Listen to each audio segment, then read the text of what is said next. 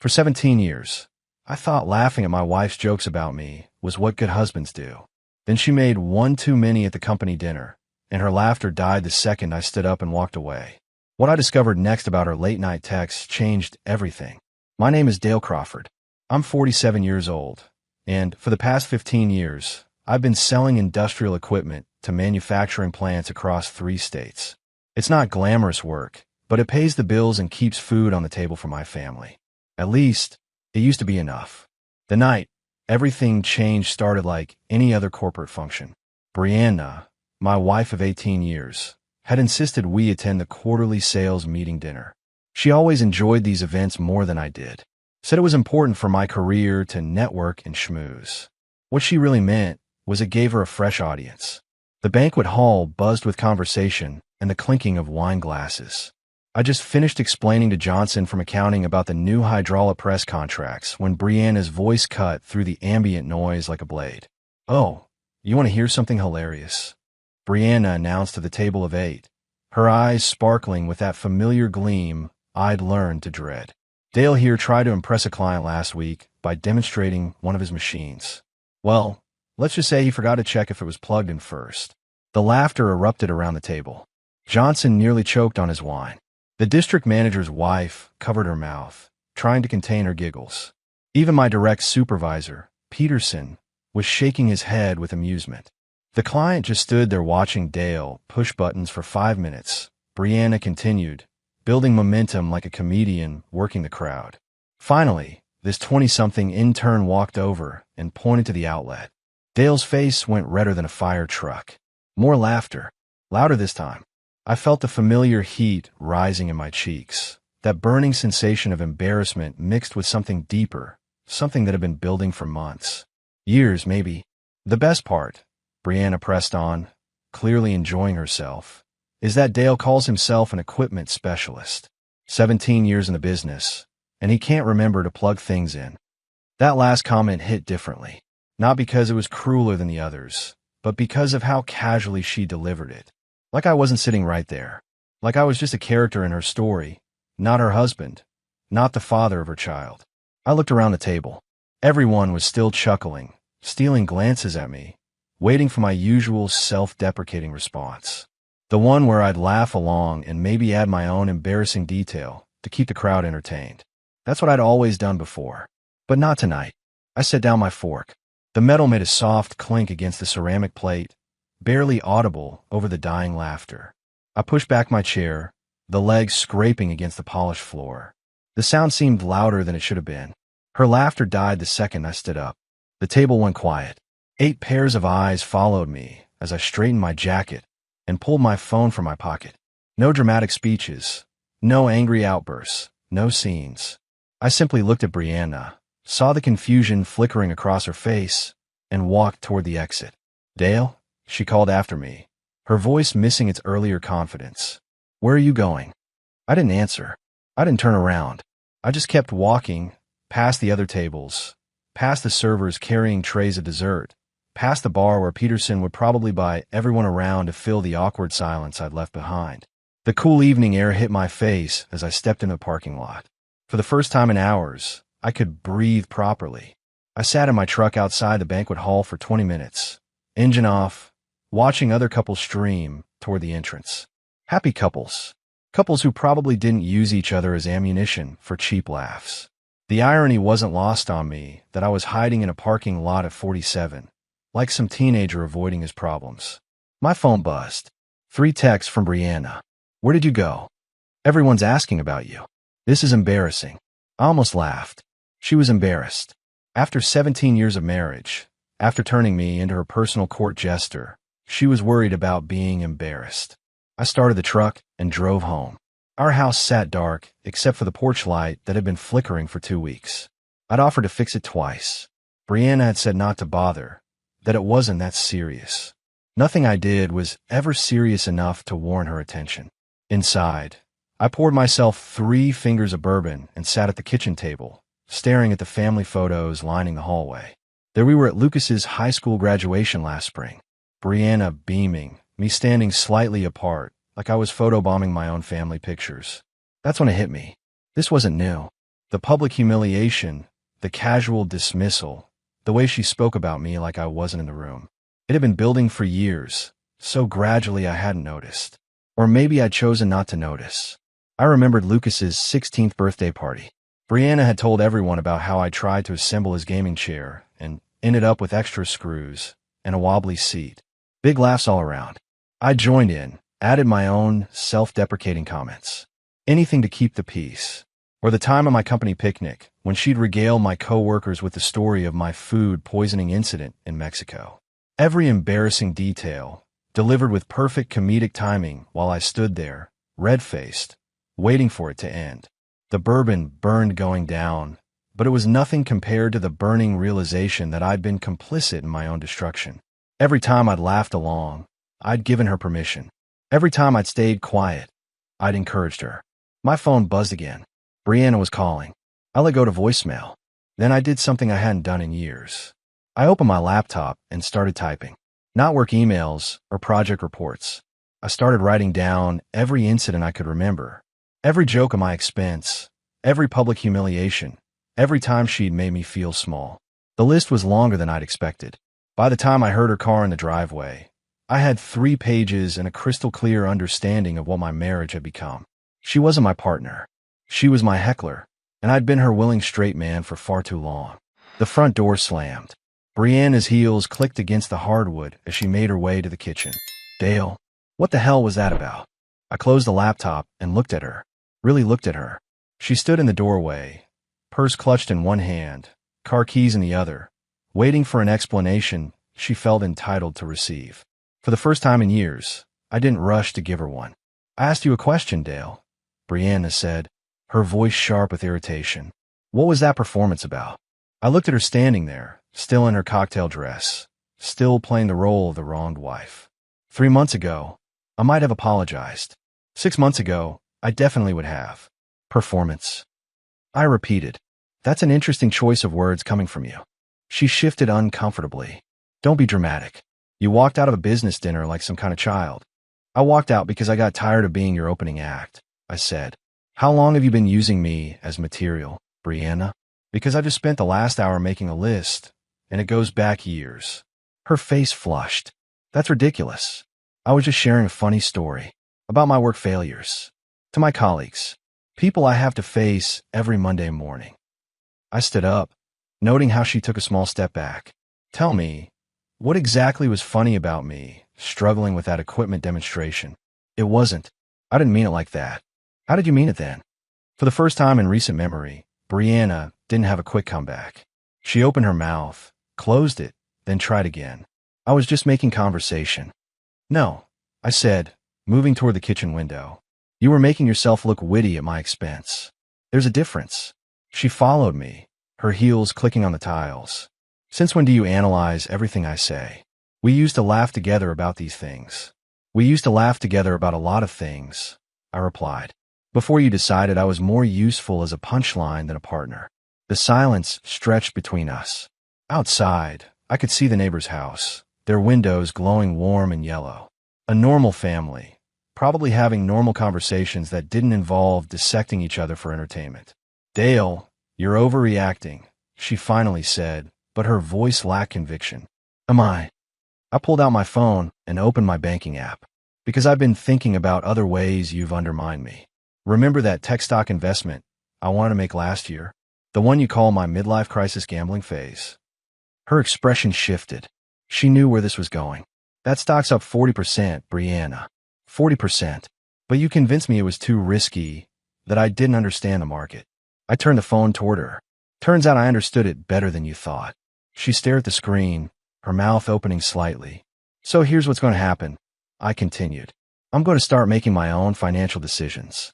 And I'm going to stop being the comic relief at social functions. Think you can manage that? She didn't answer immediately. When she did, her voice was smaller, less certain. I never meant to hurt you. But you did hurt me, I said. The question is whether you care enough to stop. The next morning, I woke up on the couch. Not because we'd had some dramatic fight that ended with slammed doors, but because I'd chosen to sleep there. It felt like a statement, though I wasn't entirely sure what I was trying to say. Brianna was already up, making coffee with more noise than necessary. The passive-aggressive breakfast routine I knew well. "Good morning," I said, stretching the kink out of my neck. She didn't respond immediately, just poured her coffee and added cream with exaggerated precision. "Lucas called last night," she finally said, "after you fell asleep. He wanted to know if everything was okay. Our son, away at college, checking in on his parents. The kid had always been perceptive." "What did you tell him?" I asked. "That his father was going through something." She turned to face me, coffee mug held like a shield. "Is that what this is, Dale? Some kind of midlife crisis?" I almost laughed. There was again the casual dismissal. Any behavior she didn't understand got labeled as a crisis or phase.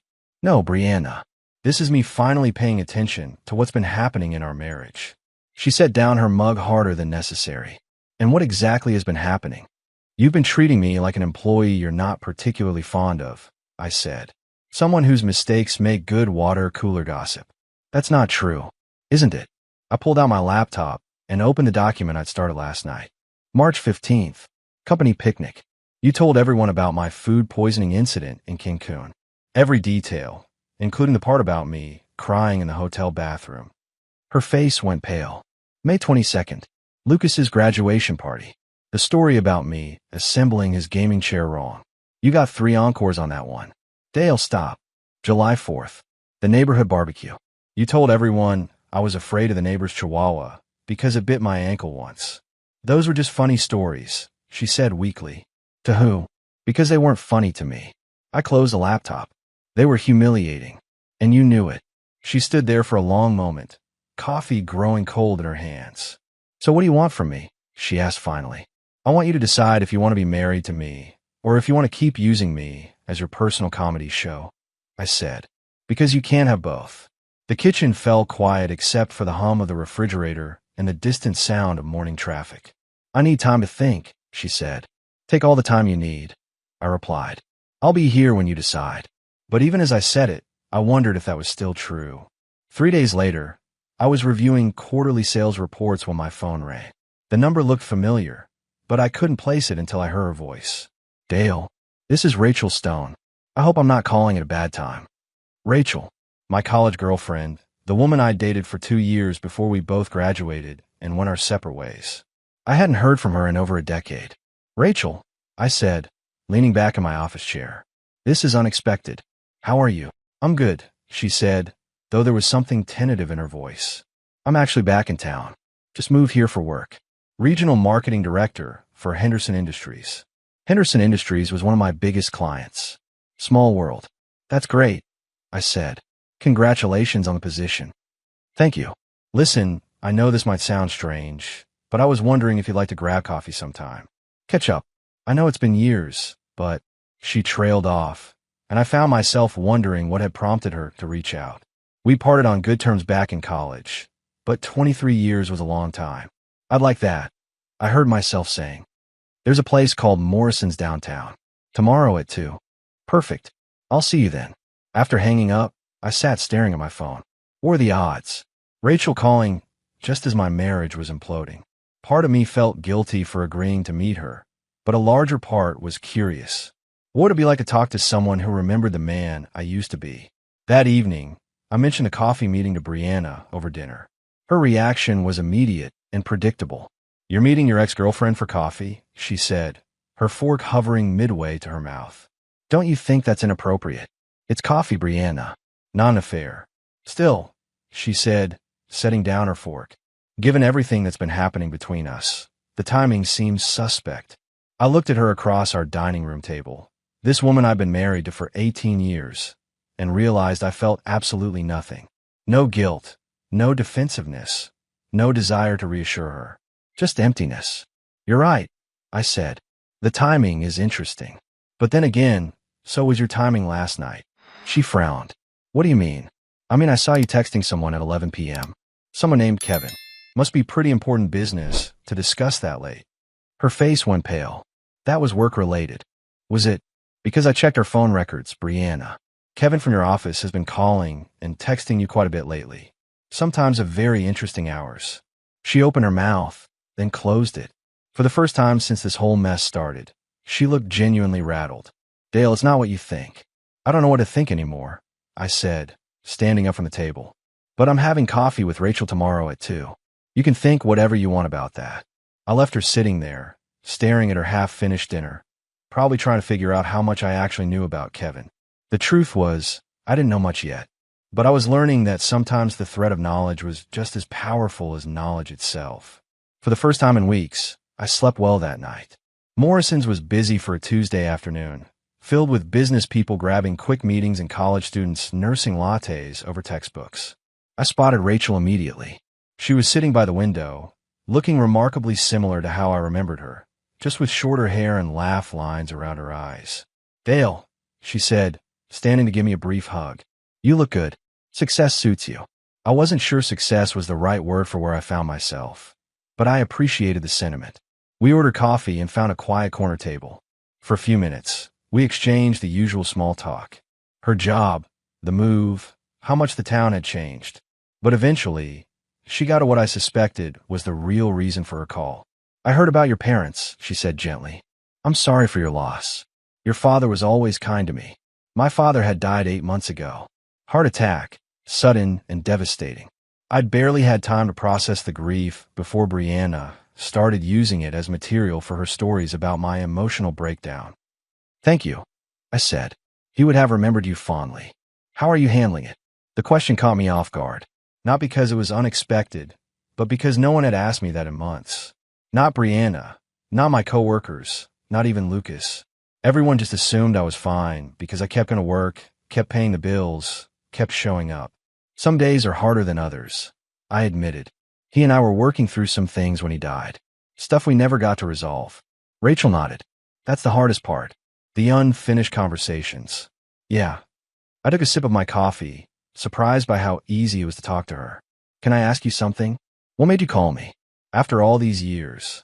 She was quiet for a moment, stirring her latte thoughtfully. Honestly, I've been divorced for 3 years. Messy split. And I've been thinking a lot about the relationships that actually mattered, the ones where I felt like I could be myself. She looked up at me. You were one of those people, Dale. You saw me for who I really was, not who you wanted me to be. I remember feeling the same way about you. I said, do you still feel that way? I mean, like people see the real you. The question hung in the air between us. It was such a simple question, but it cut right to the heart of everything I've been struggling with. No, I said finally. I don't think I have in a very long time. What happened? I thought about how to answer that. About Brianna's jokes and Kevin's late-night texts, and the way I'd slowly disappeared into the background of my own life. I think I forgot who I was, I said. Started letting other people define me instead. Rachel reached across the table and touched my hand briefly. The Dale I remember was confident, funny, ambitious. He had opinions and wasn't afraid to share them. He made me feel interesting just by being interested in what I had to say. That guy feels like a stranger now, I admitted.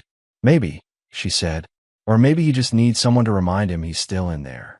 When I left the coffee shop an hour later, I felt something I hadn't experienced in years.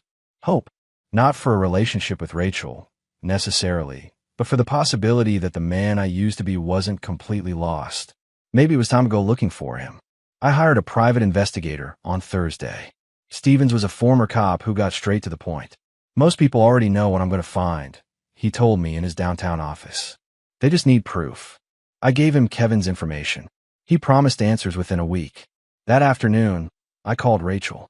I was hoping I'd hear from you, she said. How are you feeling after our coffee? Like I remembered something I'd forgotten. Would you like to have dinner? Nothing romantic. I added quickly. I just need to talk to someone who remembers who I used to be. Dale, are you separated from your wife? Not officially, but we're not in a good place. She paused. I'd like dinner with you, but I need you to understand. I'm not looking to be anyone's escape route from a bad marriage. I've been down that road. I'm not looking for an escape. I'm looking for perspective. Okay, but let's be clear about boundaries. I'm happy to be your friend, someone you can talk to. But until you figure out your marriage situation, that's all this can be. I respected her honesty. We made plans for Saturday night. When I got home, Brianna was waiting with wine and a forced smile. How was work? She asked too brightly. Fine. How was yours? Same old corporate nonsense. Kevin sends his regards, by the way. The casual way she dropped his name was clearly a test. I kept my expression neutral. That's nice of him. She looked disappointed by my lack of reaction. Dale, I think we should talk about what's happening between us. I agree. But not tonight. I'm tired. When then? I looked at her, this woman I'd shared 18 years with, and felt only sadness. Not anger, not betrayal. Just deep, weary sadness for what we'd lost. Soon, when I'm ready. That night, I lay in bed while Brianna pretended to sleep beside me. I could tell she was awake, probably waiting for me to bring up Kevin or start a fight that would clear the air. But I wasn't ready for that fight yet. I wanted to know exactly what I was dealing with first. The next morning, Brianna left early without saying goodbye. She'd never done that before. The silence felt final somehow. My phone buzzed. A text from Rachel. Looking forward to dinner tomorrow. Fair warning, I'm excellent at giving unsolicited advice. For the first time in days, I smiled. Rachel chose a small Italian place on the outskirts of town. Family-owned, comfortable, unpretentious. Exactly the kind of place Brianna would have dismissed as not upscale enough. This is perfect, I told Rachel as we settled into a corner booth. It reminds me of Tony's from college. Remember? I did. Our spot junior year, where we'd split pizza and talk for hours about dreams and theories about life. Back when I still had theories about life. You know what I remember about you from college?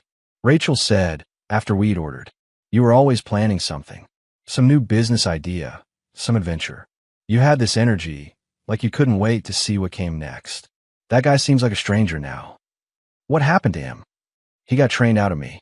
Slowly, over years. Every time I'd suggest something new, it got shot down. Eventually, I stopped suggesting anything. By Brianna. By Brianna. By work. By life. I learned it was easier to go along than fight for what I wanted. Rachel leaned forward. What do you want, Dale? Right now, if you could have anything. When was the last time someone had asked me that? I want to remember what it feels like to be heard. To share an idea and have someone get excited instead of finding reasons why it won't work. Like the tech stock investment. Exactly. I'd done the research, believed in the product. But instead of supporting my decision, she made me feel stupid for considering it. My phone buzzed. Stevens, the private investigator. Need to meet tomorrow. Important information. My stomach tightened. Whatever he'd found was significant. Rachel noticed my expression. Everything okay? I might find out tomorrow. Dale, she said gently, can I give you that unsolicited advice I promised? Please, whatever you discover about your marriage, make sure you're making decisions for the right reasons. Don't stay because you're afraid to leave. Don't leave because you're angry. Make choices based on who you want to be, not who you've been convinced you are. I looked at this woman who'd known me when I still knew myself and felt something I hadn't experienced in years. Clarity. Thank you for reminding me that version of myself still exists. He never left. He just got buried under other people's expectations. When I dropped her off, she paused before getting out. Whatever happens tomorrow, remember you deserve to be happy. You deserve someone who builds you up instead of tearing you down. After she went inside, I sat thinking about deserving happiness, about being built up instead of torn down. It was a radical concept after years of being convinced I was lucky anyone put up with me at all. Tomorrow, I would learn the truth about Kevin and Brianna. Tonight, I was going to sleep better than I had in months. Stevens called Friday morning. We need to meet. I have information you're going to want to see. His office felt smaller this time, cramped with the weight of what I was about to learn. He slid a manila folder across his desk. Your instincts were right, he said.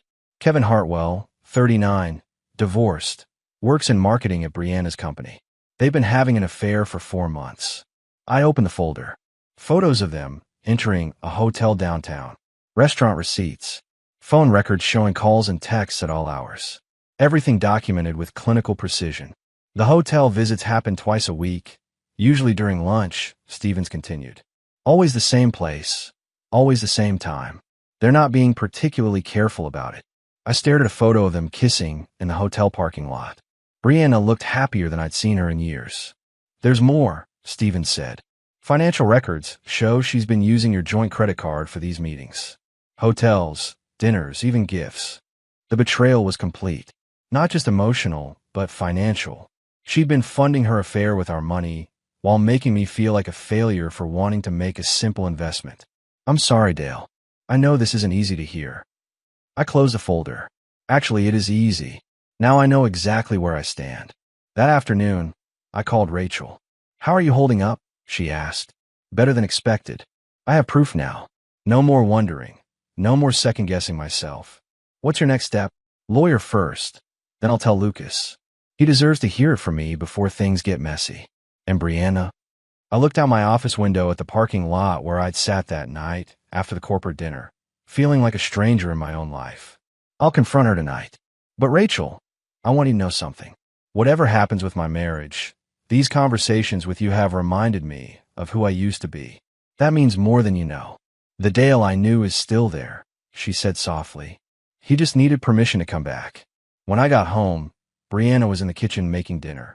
She looked up with that same forced smile she'd been wearing all week. How was your day? She asked. I set the folder on the kitchen counter. Enlightening. Her smile faltered when she saw the manila folder. What's that? 4 months, Brianna. 4 months with Kevin. Hotel receipts, photographs, phone records. All paid for with our joint account. The color drained from her face. She gripped the counter behind her. Dale, I can explain. No need. It's all very clear. I opened the folder and spread several photos on the counter. You look happy in these. Happier than you've looked with me in years.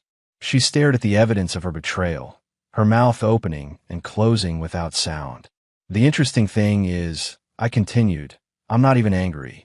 I'm relieved, because now I understand why you needed to tear me down. Guilt makes people do cruel things. It wasn't like that, she whispered. Wasn't it? You made me feel like a failure while you were having the time of your life with another man. You used my struggles, my grief over my father's death, even my work mistakes as entertainment while you were betraying everything we built together. Tears started running down her cheeks. I never wanted to hurt you, but you did hurt me. Systematically. For months. And now I know why. I gathered up the photos and put them back in the folder. I've already contacted a lawyer. You'll be hearing from him next week. 6 months later, I was living in a downtown condo with a view of the river and sleeping better than I had in years. The divorce was final, clean, and surprisingly amicable once Brianna realized I had documented proof of everything. Lucas had taken the news hard but understood. I could see you weren't happy, Dad. He told me over coffee during one of our weekly visits. I just didn't know why. The settlement was fair. Brianna kept the house. I kept my retirement accounts and the freedom to make my own financial decisions. That tech stock I'd wanted to invest in was now up 60%. I'd also made some other investments. In myself. You look different, Rachel said, meeting me for lunch at Morrison's, our usual spot. We'd been having these friendly lunches for months now. Nothing romantic, just two people who genuinely enjoyed each other's company. Different how? Confident, like the Dale from college, but with 25 years more wisdom. She was right. I felt like myself again. I'd started taking evening classes in business management, something I'd always wanted to do. I'd joined a hiking club and rediscovered my love of being outdoors. I'd even started writing in a journal, something Rachel had suggested. I have news, I told her. I'm starting my own equipment sales company. Going independent. Her face lit up. Dale, that's fantastic. Are you nervous? Terrified, I admitted, but also excited. For the first time in years, I'm excited about what comes next. The Dale I remember was always an entrepreneur at heart. You just needed to remember that about yourself. After lunch, I drove past my old house. Brianna's car was in the driveway next to one I didn't recognize. A red convertible. Kevin's, probably. I felt nothing but mild curiosity about whether she was happy. My phone buzzed. A text from Lucas. Proud of you, Dad. Can't wait to see your new office. That evening, I sat on my balcony with a glass of wine and my laptop, updating my business plan. The city lights twinkled below, and somewhere in the distance, I could hear music from a riverside restaurant. Life, moving forward. My phone rang. Rachel, I hope I'm not interrupting, she said. Never. What's up? I was just thinking about something you said at lunch. About being excited for what comes next. Yeah. I realized I feel the same way. For the first time since my divorce, I'm excited about the future too. I smiled, looking out over the water. Maybe that's what happens when you finally stop letting other people write your story. Maybe so, she agreed. Dale. Yes. Would you like to have dinner tomorrow night? Not as friends catching up, but as something more. I thought about the man I'd been 6 months ago, afraid to make his own investment decisions, afraid to stand up for himself, afraid to imagine a future different from the past. I'd love that, I said. I really would. After we hung up, I sat in the quiet of my new life, listening to the sounds of the city below. Tomorrow I'd meet with my first potential client as an independent businessman. Tomorrow night, I'd have dinner with a woman who saw me as I truly was. For the first time in years, I couldn't wait to see what came next.